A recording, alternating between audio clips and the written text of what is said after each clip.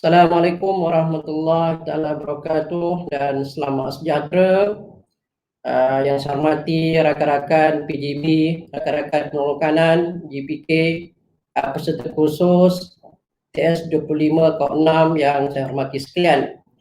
Baik, bertemu lagi kita dalam sesi seterusnya iaitu dalam modul 2 TS25 bagi peserta-peserta kohort 6 seluruh negeri Johor.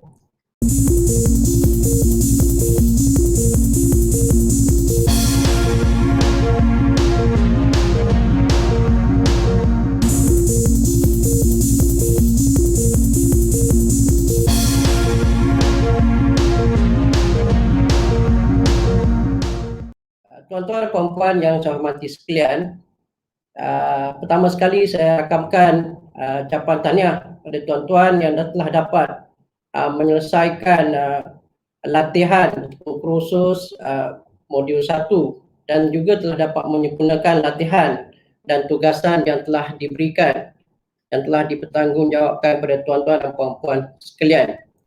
Jadi pada hari ini kita sambung kepada modul 2 yang tuan-tuan telah dan sedang ikuti bermula daripada hari ini dan seterusnya.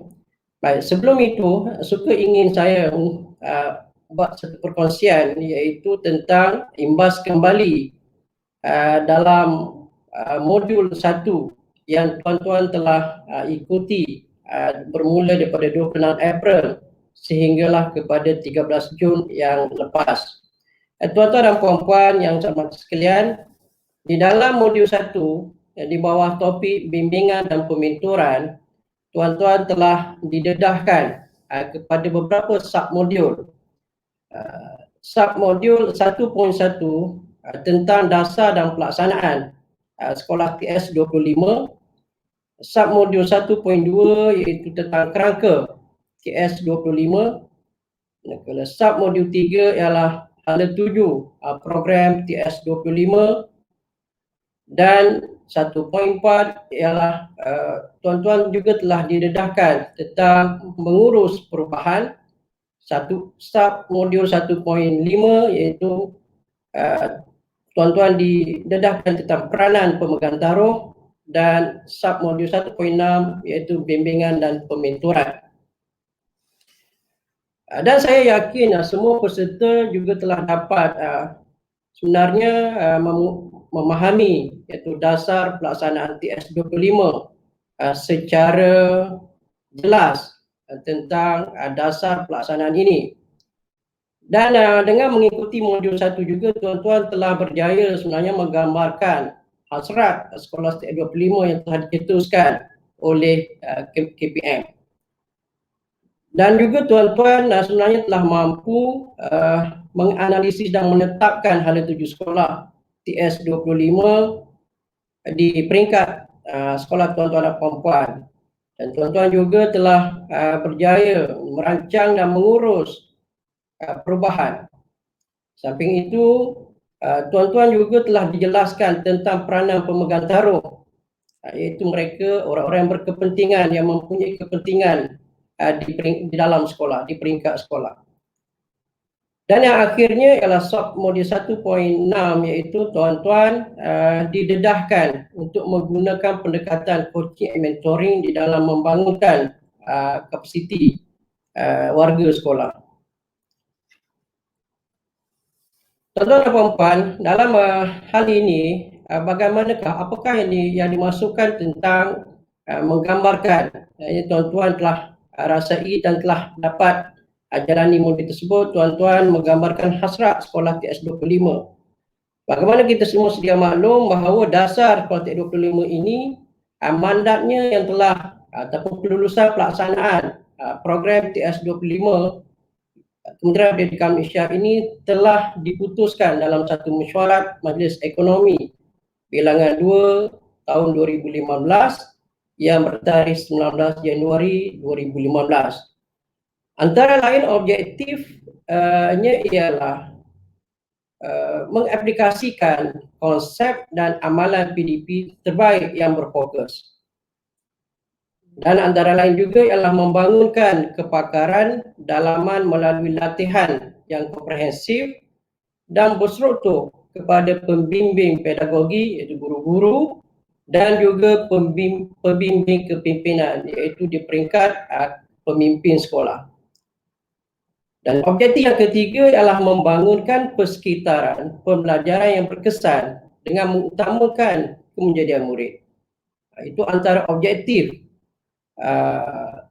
latar ataupun objektif pelaksanaan TS25 dari segi konsep dan latar belakang TS25. Baik, tuan-tuan dan puan-puan, program TS25 juga selari dengan matlamat PPPM atau Plan Pembangunan Pendidikan Malaysia 2013-2025 yang mana ia menumpukan berfokuskan kepada sekolah berkualiti dan juga kemenjadian murid. Di mana kerangka sekolah TS25 ini telah jelas bahawa antara elemen kemenjadiannya ialah elemen yang ingin dicapai, elemen ataupun ciri-ciri sekolah TS25 ialah kemenjadian murid dan juga sekolah berkualiti. Baik. Jadi kerangka ini kita perlulah faham dengan jelas dan perlu kita hayati di dalam kita melaksanakan program TS25 ini. Yang mana tuan-tuan, kalau kita lihat pada kerangka ini, yang di dalamnya iaitu tunjangnya ialah persekitaran pengajaran dan pembelajaran bermakna. Itulah tunjang kepada TS25 iaitu untuk mencapai pelajar yang cemerlang dan untuk membangunkan kualiti sekolah. So, persekitaran pengajaran dan pembelajaran bermakna ini merupakan KRA yang sangat penting dan ianya disedia dengan lengkap dan sempurna. Setiap mata pelajaran disediakan document standard. Di samping itu, metod ataupun pedagogi guru juga disediakan dan dibangunkan pedagogi ini. Kemudian disediakan juga bentuk-bentuk pentaksiran yang holistik yang melibatkan kurikulum segi akademik, psikososial iaitu psikometrik dan juga kecerdasan fizikal iaitu PGSK. Baik untuk merealisasikan pelajar yang cemerlang, so dokumen persekitaran pengajaran dan pembelajaran bermakna ini merupakan tunjang yang sangat penting. Sehubungan dengan itu, ianya perlu didukung oleh pemimpin yang berkesan, pemimpin yang mempunyai kualiti, kepimpinan yang berkualiti dan berwawasan, kepimpinan yang berupaya melihat hala tuju yang jelas dan perlu merealisasikan dan berupaya mengupayakan pemimpin-pemimpin tengahan dan warga sekolah. So, dalam TS25 ini, program-program pembangunan kepimpinan sangatlah dititikberatkan. Dan ianya juga perlu didukung oleh kualiti guru. So, sehubungan dengan itu, guru yang berkualiti hendaklah dibangunkan. So, kompetensi guru dan guru yang beraspirasi tinggi sangatlah diperlukan. Dan dalam modul TS25 ini nanti, tuan-tuan dan guru-guru juga akan diberikan input dan program-program pembangunan kompetensi. Di samping itu, ianya hendaklah juga disokong, perlu juga mendapat sokongan PIBG dan komuniti. Sokongan dan PIBG dan komuniti ini hendaklah dilaksanakan secara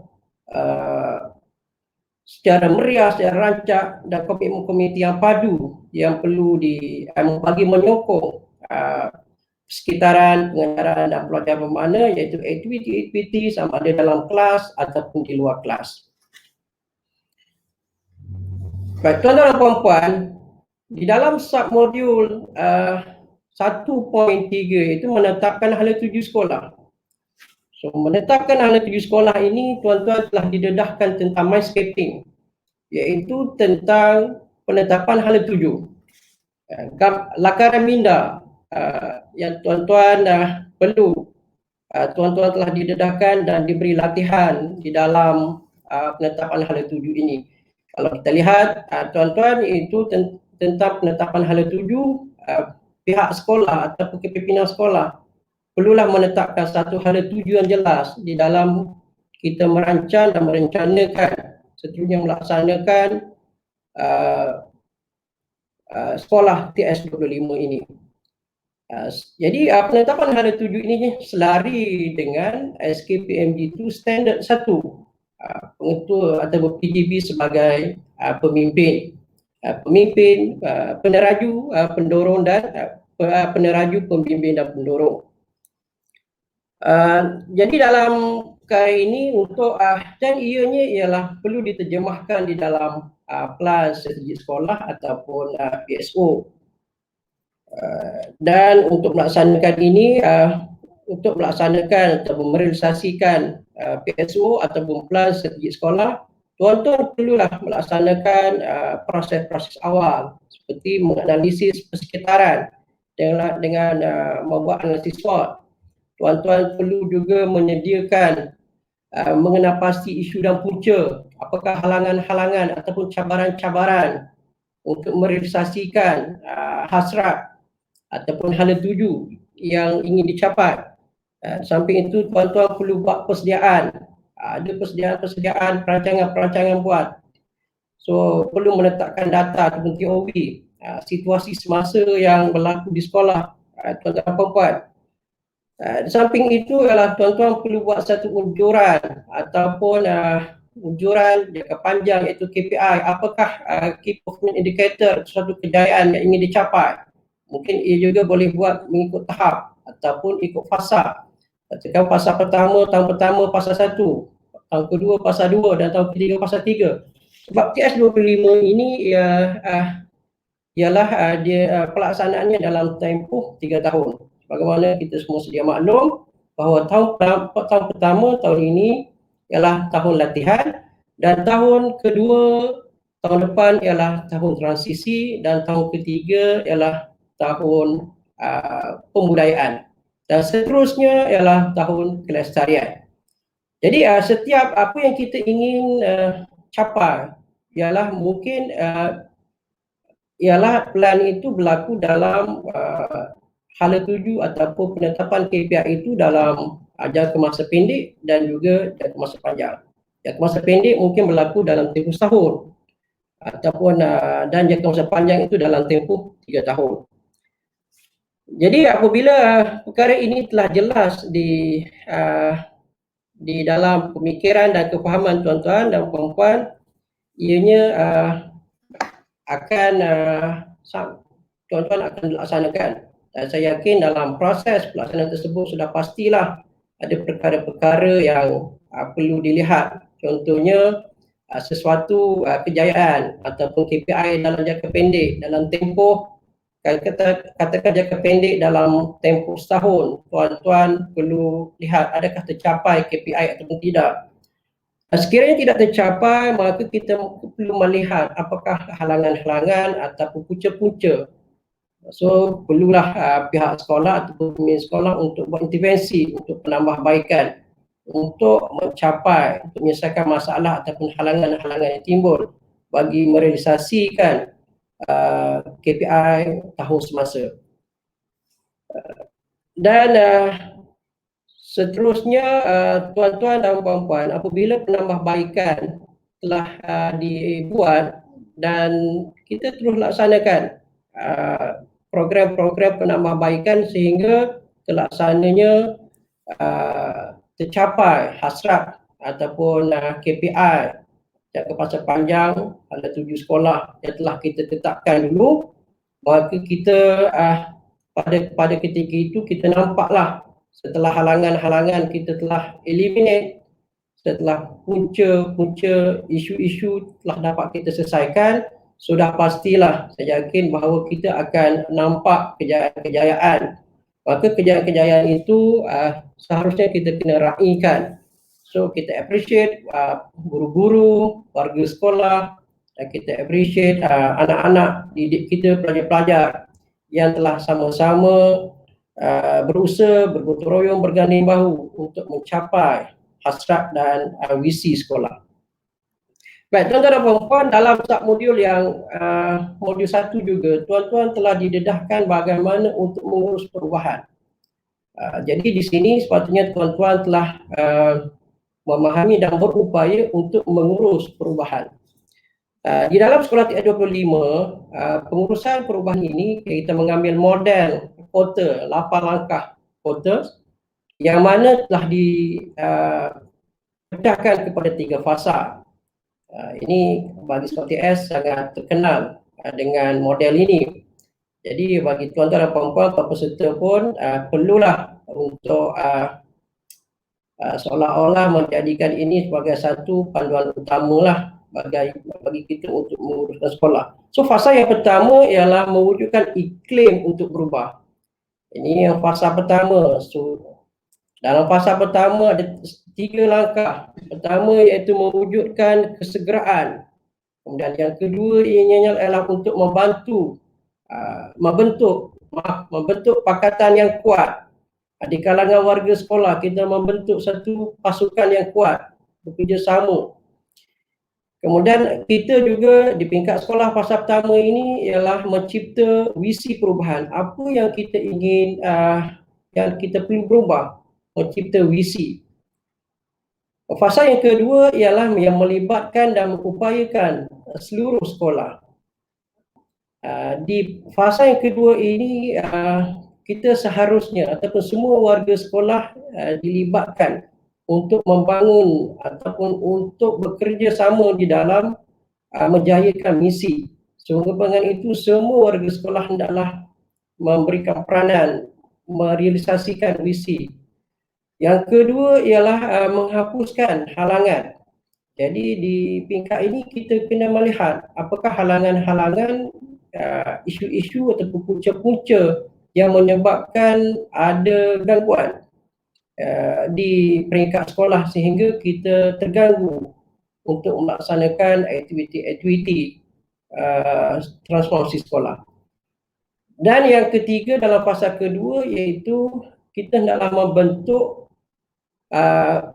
membentuk sasaran sasaran ataupun kemenangan jangka pendek. Yang dimaksudkan tadi ialah membentuk visi, membentuk hala tuju sekolah ataupun kita membentuk satu sasaran apa yang kita nak capai di dalam sekolah, di sekolah kita ini.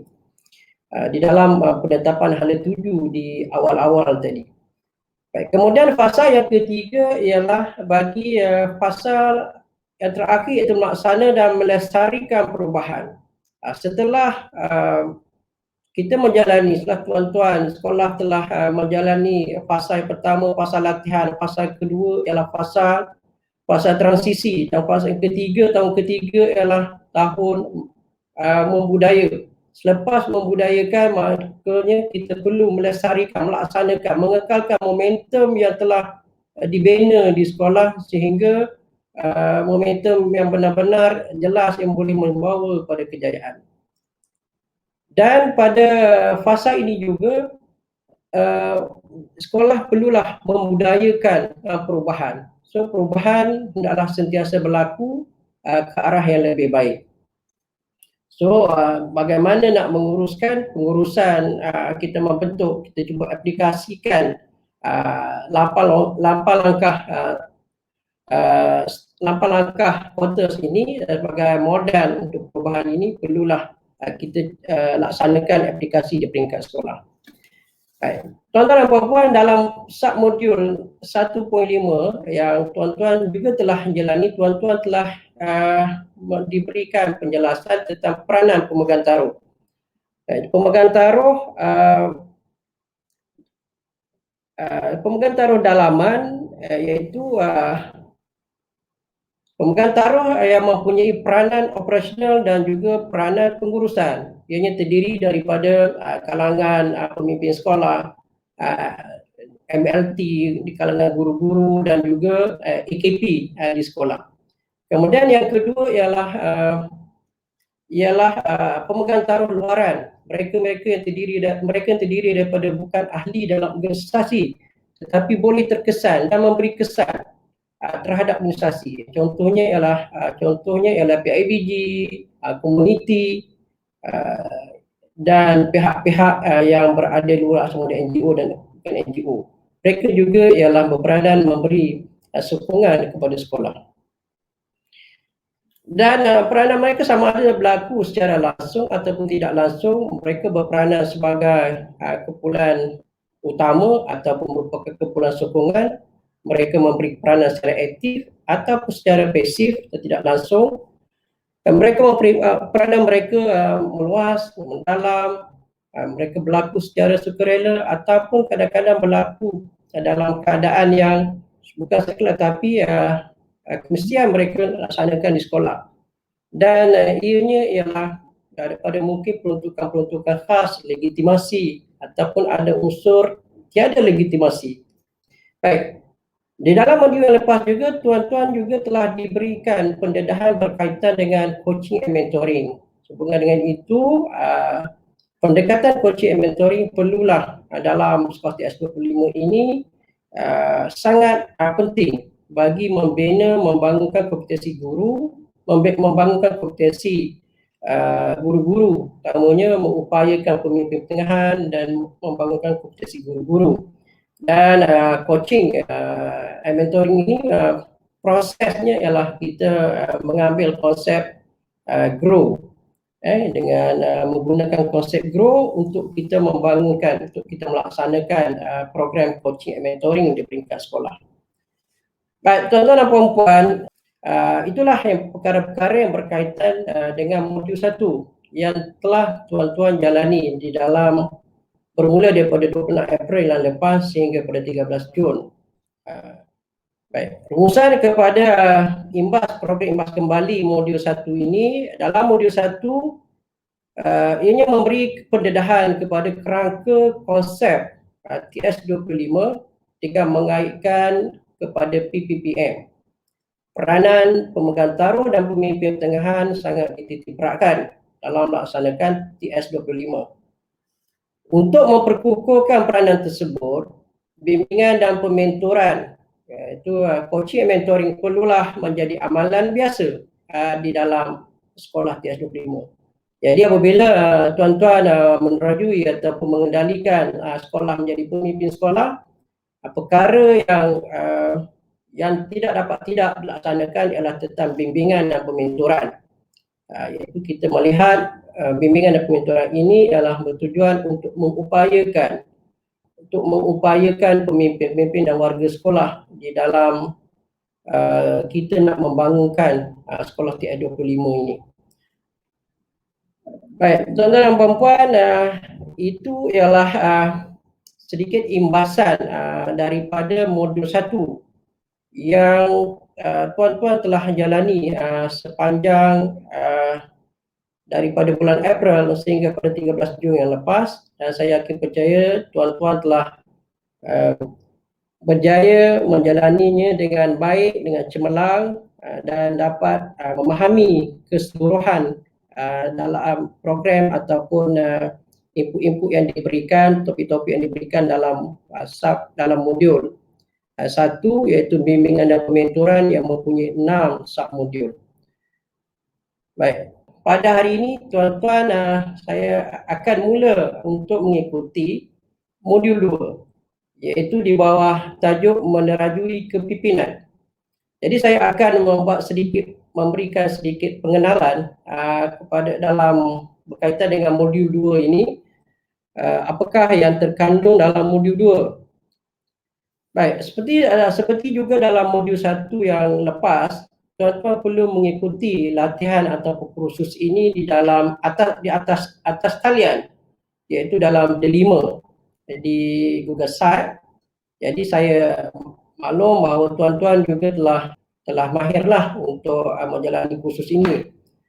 Kemudian tuan-tuan seharusnya mengikuti kursus ini, semua bahan yang dibekalkan dalam site tersebut perlu diikuti sepenuhnya.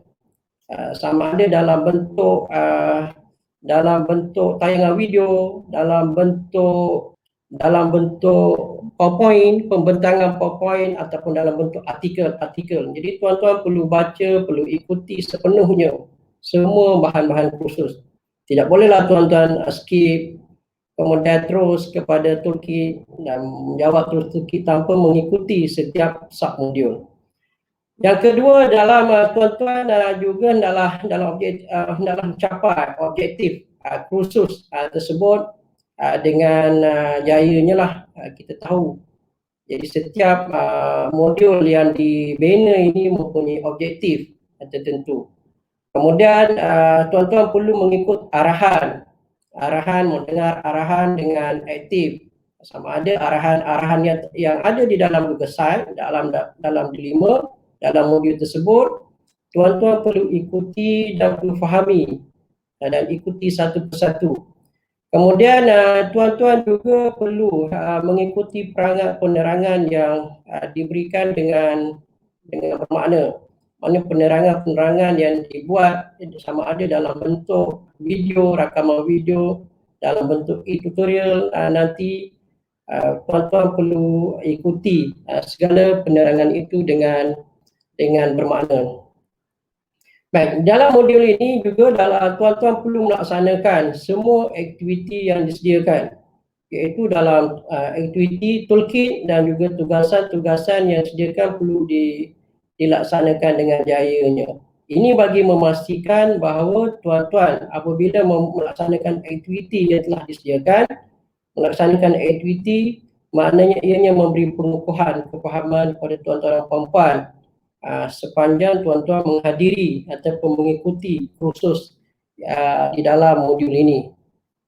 Baik, di dalam submodul 2, dalam modul 2 ini tuan-tuan ianya dipecahkan kepada 3 submodul. Submodul 2.1 tuan-tuan di bawah topik pengupayaan pemimpin pertengahan. Peserta akan didedahkan tentang peranan pemimpin pertengahan, iaitu MLT. Kalau di sekolah menengah adalah JKMP dan ketua-ketua panitia di sekolah rendah ataupun sekolah kebangsaan. Di dalam submodul ini juga tuan-tuan akan diberikan pendedahan tentang kemahiran mempengaruhi orang lain. Bagaimana apa skill untuk ataupun ciri-ciri elemen-elemen gaya untuk mempengaruhi orang lain, iaitu mempengaruhi warga sekolah, mempengaruhi guru-guru supaya mengikut ataupun bersama dengan tuan-tuan dan puan-puan untuk menjayakan program-program yang dilaksanakan di tingkat sekolah. Di samping itu tuan-tuan juga diberi kemahiran pencerapan dan memberi maklum balas untuk pembangunan diri. Jadi dalam modul ini jelas, dalam modul ini tuan-tuan akan diberikan keyakinan ataupun skill kemahiran pencerapan dan juga memberi maklum balas untuk kebaikan organisasi, untuk pembangunan diri masing-masing. Di samping itu tuan-tuan akan diberikan pendedahan bagi mengenal pasti potensi dan mekanisme pembangunan profesionalisme guru di sekolah masing-masing. Baik, bagi submodul 2.2 iaitu di bawah topik interpretasi data bagi pemacu transformasi di dalam sekolah TS25 ini, ianya merupakan satu perkara yang penting. Dalam modul ini diberikan pengenalan tentang apa itu data, kemudian data dalam transformasi sekolah. Yang kedua ialah tentang tuan-tuan diberikan pendedahan tentang kitaran data dan menggunakan data juga dalam penyediaan pintas. Jadi pintas ini adalah satu perkara, pintas dan OPPM ini tentang penggunaannya adalah sangat perlu dilaksanakan di peringkat sekolah seperti S25. Memang diperkenalkan pintas, iaitu pelan intervensi transformasi sekolah, dan OPPM ialah One Page Project Manager. Di samping itu tuan-tuan juga akan diberikan kemahiran membuat penilaian status pengajuan intervensi S25. So inilah antara kandungan yang terdapat dalam modul 2.2 iaitu interpretasi data pemacu transformasi. Di dalam modul 2 juga terkandung dalam modul 2 juga, iaitu di dalam sub modul 2.3 iaitu pembudayaan komuniti pembelajaran profesional. Iaitu tuan-tuan akan didedahkan tentang konsep PLC, iaitu Professional Learning Community, yang selalu kita dengar dan saya yakin tuan-tuan sangat familiar dengan perkataan ini. Cuma mungkin apabila modul ini diperkenalkan, kefahaman tuan-tuan akan bertambah mantap dari segi konsep PLC, proses pelaksanaan PLC dan prosedur penggunaan alat kolaboratif PLC. Yang ni alat kolaboratif yang banyak, yang terkenal ada sampai 13 alat PLC. Antaranya ialah Learning Walk, TSS, Lesson Study, Peer Coaching, kumpulan monitor menegak, pementoran guru, guru baru, dan sebagainya.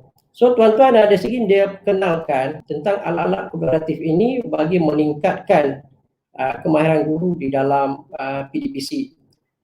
Kemudian tuan-tuan juga didedahkan tentang perancangan bagaimana nak merancang PLC dan juga pemantauan, bagaimana bentuk pemantauan, penilaian dan perekodan aktiviti PLC yang telah dilaksanakan oleh di sepanjang tahun di tingkat sekolah.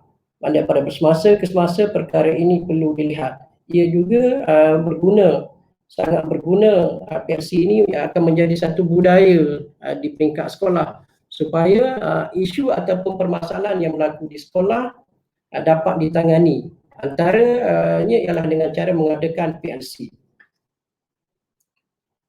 Baik, tuan-tuan dan puan-puan, sebagaimana saya dah sama-sama tadi di dalam modul 2 ini, kita lihat modul 2.1 itu ialah pengupayaan pemimpin pertengahan, masa yang diperuntukkan selama 4 jam, dan bagi modul 2.2 interpretasi data sebagai pemacu transformasi diperuntukkan masa 12 jam. 2.3 pembudayaan komuniti pembelajaran profesional diperuntukkan masa selama 6 jam. Kita bagi kreditlah kepada tuan-tuan, kepada orang yang banyak menyumbangkan ini, iaitu kepada ketua submodul dan juga pembina submodul. Jadi tuan-tuan, nama-nama ini merupakan orang-orang yang hebat, maka seharusnya kita bagi kredit kepada mereka dan sumbangan mereka sangat besar kerana dengan membinanya modul ini dan digunakan di peringkat semua sekolah T25 seluruh negara. InsyaAllah akan jadi seluruh negara kita akan menjadi sekolah T25 dan modul yang mereka bina inilah yang akan kita gunakan. So kredit kepada mereka lah, nanti tuan-tuan akan mengenali mereka daripada semasa ke semasa. Mungkin puan-puan berkenal, nanti akan kenal Puan Hajah Nurihan, Binti Azizan, Dr. Tazimah, Dr. Ikrim, Dr. Syam. Ini orang familiar dalam T25. Dan puan antaranya ialah Puan Halijah Arifin. Ini mungkin tuan-tuan kenal lah. Dia juga sangat aktif di dalam sekolah TS25. Baik, tuan-tuan dan puan-puan, bagi tujuan membinanya submodul 2.2 ini ialah submodul 2.1 ialah membina keupayaan dan kapasiti pemimpin sekolah untuk mengupayakan pemimpin pertengahan dengan menggerakkan program transformasi di sekolah masing-masing. Itu bagi submodul 2.1 iaitu mengupayakan pemimpin. Submodul 2.2 ialah program interpretasi data. Ini ialah membangunkan kemahiran menganalisis dan menginterpretasi data dalam kalangan kepimpinan sekolah supaya mereka berupaya memimpin dan memacu perubahan serta memantau, menilai dan membuat jajaran, menjajar tindakan dan penambahbaikan di sekolah menggunakan alat seperti pintas dan OPPM. Dan tujuan dibinanya modul 2.3 juga ialah melaksanakan komuniti pembelajaran profesional dalam kalangan warga sekolah bagi meningkatkan kualiti PDP untuk memacu perubahan sekolah. So semua modul-modul yang dibina ini mempunyai objektif dan tujuan-tujuan yang jelas bagi membangunkan bagi pemimpin sekolah yang akan menerajui organisasi untuk melaksanakan aktiviti-aktiviti, elemen-elemen, instrumen-instrumen sekolah TS25 ini. Tuan-tuan dan puan-puan, di dalam sedikit berkaitan dengan latar belakang TS25 yang tadi, kerangka ini saya telah nyatakan dengan jelas bahawa terdapat 4 bidang keberhasilan intervensi transformasi sekolah program TS25. Tuan-tuan lihat, yang pertama ialah persekitaran, pengajaran dan pembelajaran bermakna. Yang kita melihat ianya tunjang kepada program ini, dan ianya didukung oleh pemimpin berkesan dan didukung oleh guru berkualiti, dan dia disokong, dia perlu mendapat sokongan yang jitu dan didukung oleh sokongan PIBG dan komuniti yang berkesan, yang padu, yang jitu. So setelah perkara ini, semua KRA yang 4 ini, jika kita lakukan dengan berkesan, dengan baik, dengan sempurna, maka sudah pastilah kita akan mendapat hasil yang baik, iaitu akhirnya kita akan dapat melahirkan murid-murid yang cemerlang, dan kita juga akan dapat melahirkan sekolah yang berkualiti di peringkat sekolah, di peringkat daerah, peringkat negeri dan juga di peringkat negara amnya. Baik tuan-tuan dan puan-puan, ketiga-tiga submodul ini selari dengan cetusan Minda ataupun cetusan daripada mantan KPPM, iaitu program melangkah ke hadapan. Di dalam program, di dalam cetusan Minda mantan KPPM Dr. Amin Senin, beliau telah mengutarakan beberapa sub-naratif. Sub-naratif pertama ialah berfokuskan pelajar, iaitu tentang pedagogi, iaitu metod, yang mana satu ketika dahulu kaedah pengajarannya yang berpusatkan guru. Kemudian sekarang ini kena transform kepada berpusatkan murid. Guru bukan lagi menjadi lecturer, guru bukan lagi menjadi pensyarah seperti datang memberi ceramah. Bahkan pengajarannya telah berubah dan ianya memerlukan pendekatan berbeza, iaitu pengajaran atau pedagoginya yang berpusatkan murid.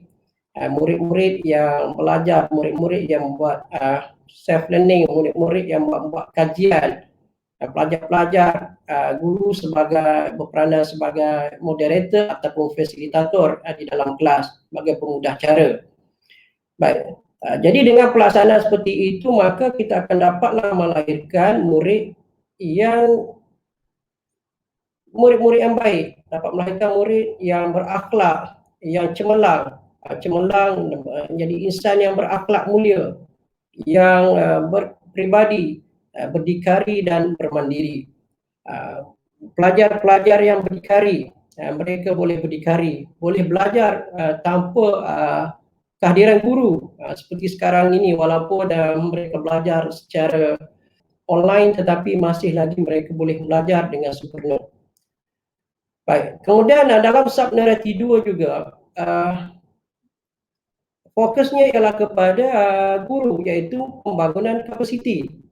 Di dalam hal ini, yang guru-guru diberi sokongan. Kalau dulu guru-guru belajar di peringkat awal, mereka mendapat pendidikan keguruan ini di maktab perguruan, di universiti semasa mereka melaksanakan diploma pendidikan, dan selepas itu mereka mendapat pengalaman penambahbaikan melalui pengalaman yang mereka hadiri. Tetapi dalam membangunkan kompetensi guru atau kompetensi guru ini, tuan-tuan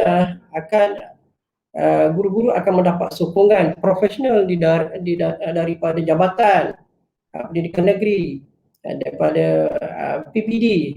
Dengan ini wujudlah sokongan-sokongan daripada SIP dan juga SIC. Kemudian dalam sub-naratif 3 ni ialah sub-naratif kepimpinan pendidikan, pengurusan organisasi. Jadi pengurusan organisasi bukan lagi berlaku secara top down. Dulu semua tunggu daripada pengetua atau pengurusan yang tunggu arahan sahaja.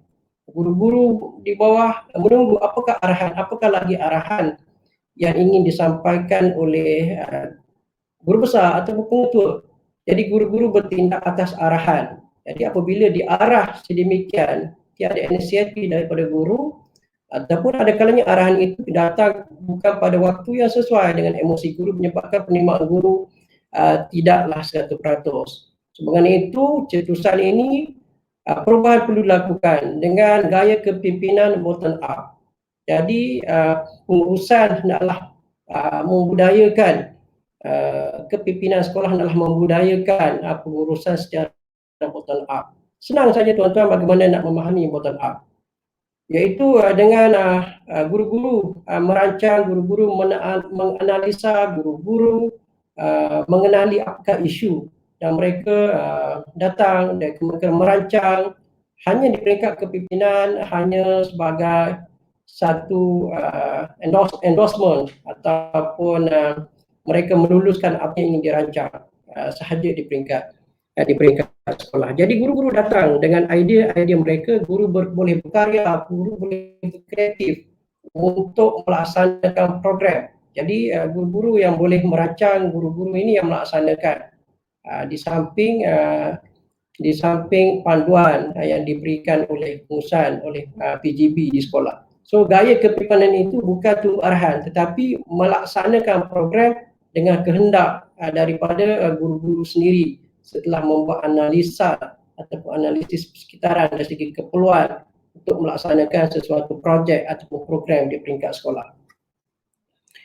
Baik, jadi dalam sub modul 2 ini, tuan-tuan jelas telah didedahkan peserta dapat, ini modul ini dibangunkan bagi memberikan pendedahan bagaimana nak menguruskan, nak mengupayakan pemimpin pertengahan, dan untuk menggunakan data-data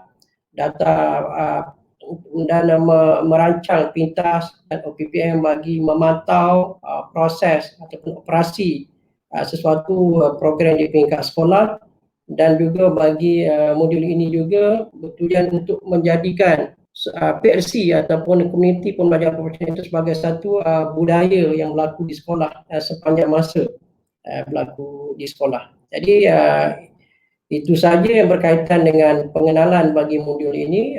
Diharapkan tuan-tuan dan puan-puan jelas. Mudah-mudahan tuan-tuan dapat menjalani modul 2 ini dengan sempurna dan dapat melaksanakan toolkit atau tugasan yang dipertanggungjawabkan kepada tuan-tuan pun dengan sempurna sekali. Mudah-mudahan tuan-tuan menjadi peserta ataupun pengurus, pemimpin yang sukses di peringkat sekolah. Okey, tuan-tuan, sampai di sini sahaja untuk sesi perbincangan atau pengenalan bagi modul 2. Jadi sebelum tuan-tuan berakhir sesi ini, tuan-tuan perlu mengambil kehadiran di link yang disediakan yang ada pada tayangan, pada keterangan video ini. Dan selepas program ini, tuan-tuan perlu mengikuti sub modul 2.1, iaitu upaya pemimpin pertengahan yang akan disampaikan oleh rakan elit Negeri Johor. Terima kasih atas perhatian dan tuan-tuan dan puan-puan dalam pembentangan e-tutorial ini. Dan sekali lagi saya harapkan tuan-tuan berjaya di dalam latihan ini dan seterusnya dapat mengaplikasikan semua kefahaman, kemahiran yang tuan-tuan dapat ini di dalam melaksanakan program TS Diploma di peringkat sekolah masing-masing. Sekian, terima kasih.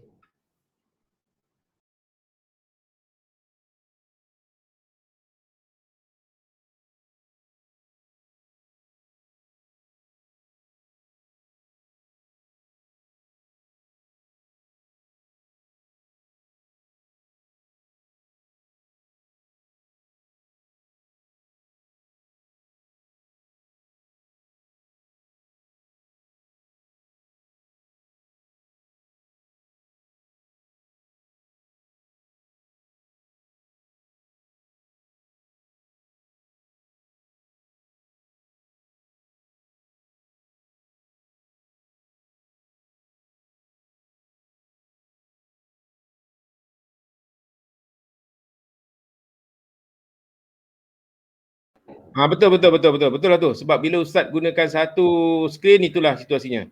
Okey Ustaz, nak cakap apa-apa lagi? Okey,